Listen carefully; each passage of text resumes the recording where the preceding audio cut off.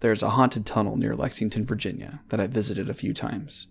The tunnel is made for and was once part of the Valley Railroad. It is now a tunnel that lets Poorhouse Road cut through a hillside in Rockbridge County, Virginia. I had 2 noteworthy experiences at the tunnel that I still remember vividly. I heard about the tunnel when I was a freshman at SVU and went a few times with some friends. It was creepy, and I felt like I might have felt something strange, but the friends I was with got too scared and left before anything good happened. The first real experience I had was a few years later. My parents had moved out to Lexington, and I went to check out the tunnel again with my best friend. We went at night around midnight. It was very dark, and there was hardly any moonlight. I pulled through the tunnel coming up from the highway and flipped around back into the tunnel so the car was facing towards the highway again. We rolled down the car windows, turned off the car, shut off the lights, and didn't make a sound. There is a small creek that flows through the tunnel and echoes loudly when you are sitting in the center. It was hard to make out any other sounds, but we stayed quiet. Then we started to hear something, like kids playing in the water just outside the tunnel in front of us. We heard faint sounds of splashing and laughter.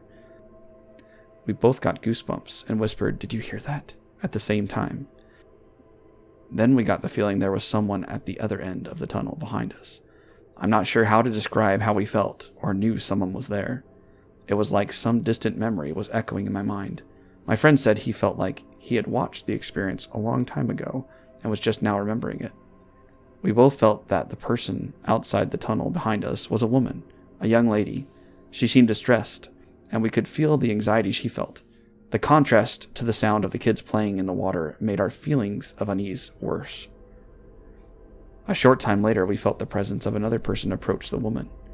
It was a man, and the feeling we got from his presence made our blood go cold. Suddenly, it felt like the end of the tunnel behind us got darker. He spoke to the woman, but we couldn't make out the words. The water from the creek was too loud, and the voice was hushed and whispered. The woman seemed like she was trying to ignore the man. We felt his temper rise, and they began to argue. We still couldn't make out the words, but the voices seemed to get louder. The sound of the children playing was still coming from the front of the tunnel, but it was quieter. We felt the tension and stress of the argument coming from the woman and the man. Our breath started to catch in our chests, and we got too scared to stay any longer. I started the car and flipped on the lights, and we left. At my house, we both shared what we heard and felt and realized that we got the exact same impressions and feelings. I had never been through anything like it.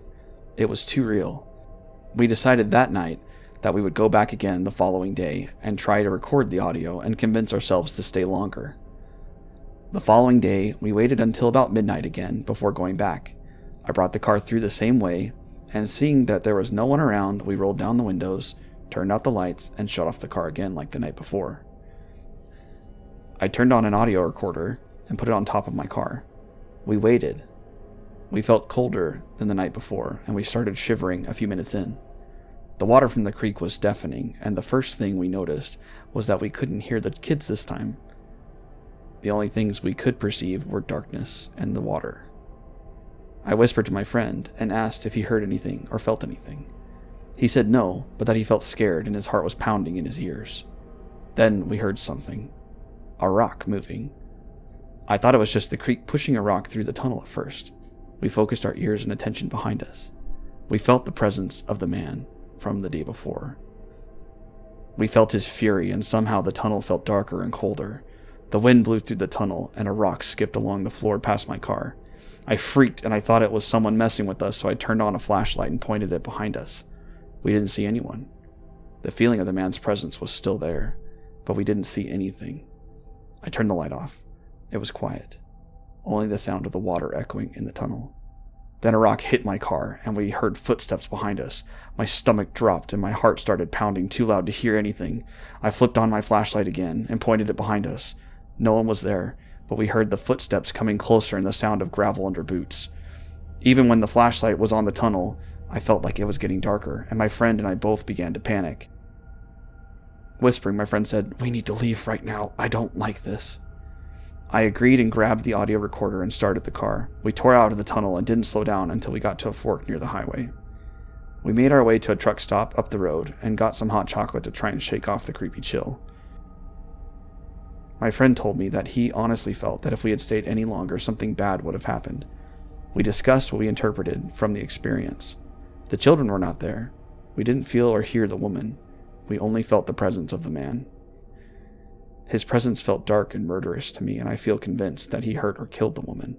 My friend agreed and said he felt like the two experiences we had felt were far apart from each other in a sense of time, like years had passed for the man. We headed home to listen to the audio I recorded. We could actually hear the rock hit my car and the footsteps. I was going to upload that along with this video, but a day after I had downloaded that audio onto my PC, my hard drive had fried. I lost everything. I've gone back a few times to the tunnel, but only during the daylight. I haven't had the nerve to do it again at night.